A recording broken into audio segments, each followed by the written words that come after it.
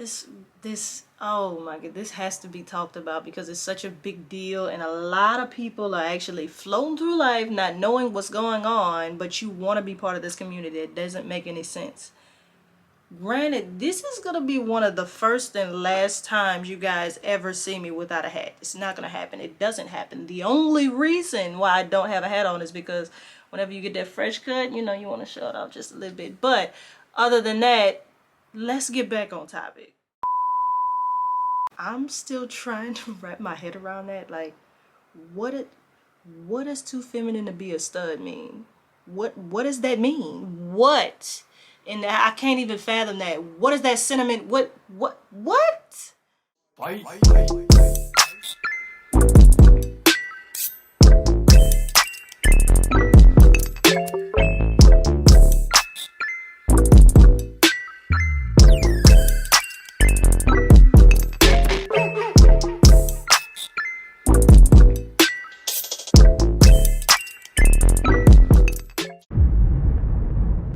Yo, what's going on, guys, girls, and everybody in between? I'm Lyrik, and welcome back to Lyrik's Lifestyle. Today is gonna be basically a little bit more off of the topic of the why am I single part, but we're gonna go more into me.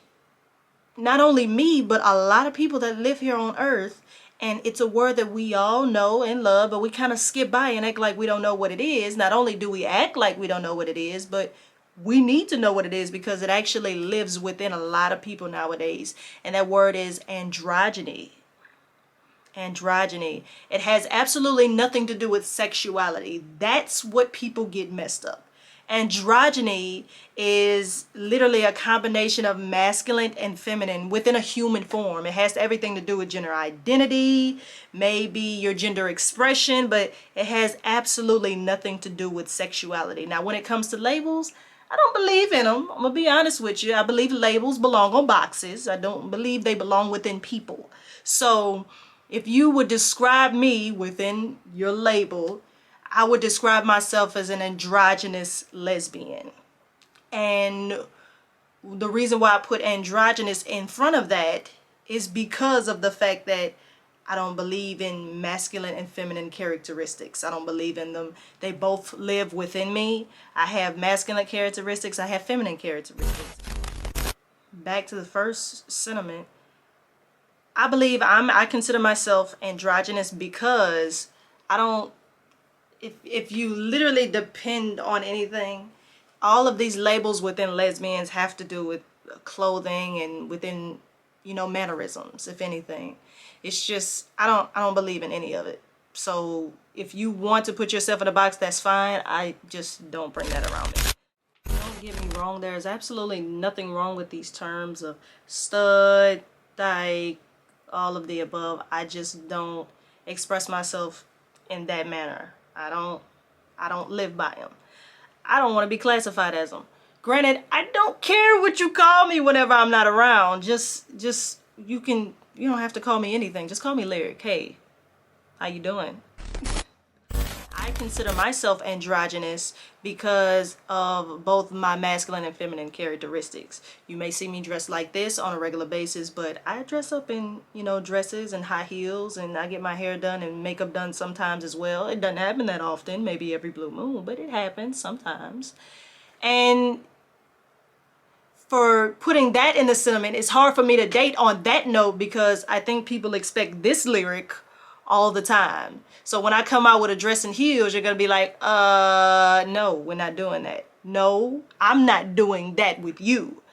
I'm gonna be me. I'm always gonna be me. You're gonna want the masculine Lyrik all the time. That's absolutely not gonna happen. If you want to date me, supposedly, you gotta be able to take both. And I have two expressions. You have Lyrik, but I also have my super feminine characteristic. I call her Callie. She doesn't happen that often. She doesn't come out very often. She's very shy. She doesn't want to be all out in the open that often. But, you know, Callie may come out for me once a year. Maybe. I don't think she's come out this year at all because COVID hit and, you know, all hell broke loose. But, you know, there's still a couple more months in the year. You never know. Callie may make an appearance. Being on the term of androgyny, there's a lot of people that don't know where I stand when it comes to sexuality. It doesn't matter, especially if I'm only gonna know you for 2 seconds. You know, there are some people whenever I go through in the store, you know, they be like, have a good day, sir. I don't care. I'm only gonna know you for 2 seconds. I don't care to try to explain myself who, what, where, when, and why. I don't care to. Now, if you're gonna continuously get to know me and you want to know Lyrik for Lyrik, you can understand that Lyrik lives by androgyny, androgyny, androgyny, androgyny. That's how, if you want to describe me, you can describe me as just that. So when it comes to, you know, how I dress, there are some masculine forms, there are some feminine forms. You'd never know until you walk in my closet. And you would probably be flabbergasted, because there's tennis shoes, there's heels, there's dresses, there's a hell of a lot of t-shirts, there is a lot. Even when it comes down to the jewelry, there's rings, there's just all different type of characteristics, both masculine and feminine, when it comes to Lyrik and when it comes to a lot of people that live in the androgynous world. And there are not only androgynous women, there are androgynous men as well. There are a lot of men that I know that have, you know, feminine features. That doesn't necessarily mean that they are gay. You actually have to open up your mind a little bit and understand not every man loves black. There are some men that will actually wear pink and, you know, actually have feminine features, that actually want to, you know, dress themselves up and make sure they actually look good. There are some men that just don't care about that. Now, I wouldn't necessarily put them in a box either, but let's just not be closed-minded when it comes to men that want to groom themselves a little bit more, make sure they look good a little bit more. If anything, you call those men pretty boys. So let's just be open-minded in the world, guys. It's probably never gonna happen. You are gonna have those 2% that are just gonna be closed-minded and be like, Lyrik's a stud. Okay, fine. If that's how you feel, that's your opinion.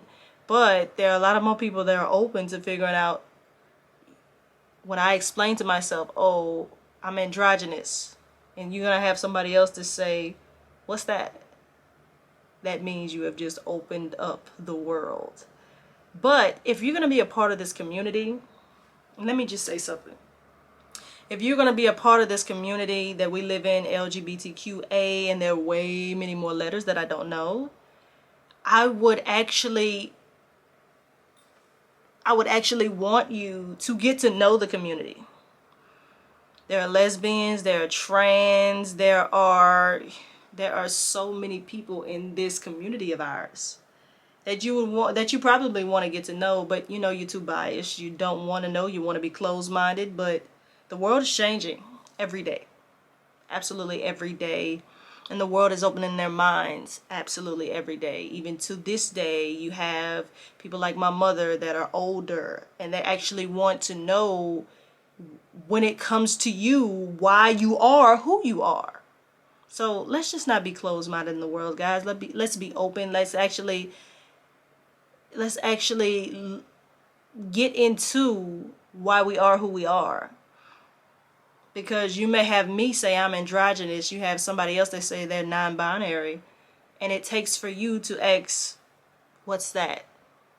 Why are you that? For the world to be better. It takes that. We're going to do something different, and we're going to look up the word androgynous. And we're going to look it up on Google and say what the term actually is. Androgyny is a combination of masculine and feminine characteristics into an ambiguous form. Exactly. Androgyny may be expressed with regard to biological sex, gender identity, gender expression, or sexual identity. When androgyny refers to mixed biological sex characteristics in humans, it also refers to intersex people. May I say again? Exactly.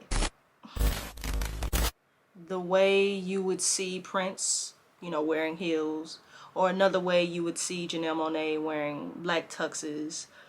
You have so many influential people when it comes to androgyny. You know, you have older people such as, you know, David Bowie, R.I.P., and you have Jaden Smith to this day, Ruby Rose. There's just so many different expressions when it comes to androgyny. It lives. And if you don't understand a person and you're not willing to understand it and do your research and figure out what it means, then you're gonna miss out on a bunch of great individual people, myself included. Alright guys, I didn't know if this was gonna be a long or short video. It depends on how much y'all want to hear me babble. Plus, I don't know how to speak today anyway, so it doesn't matter. So glad to be going through this topic with you guys. It's such a serious topic, and I felt it was something that needed to be talked about, and I wanted to give my expression on it. So, I think it's about time for me to go.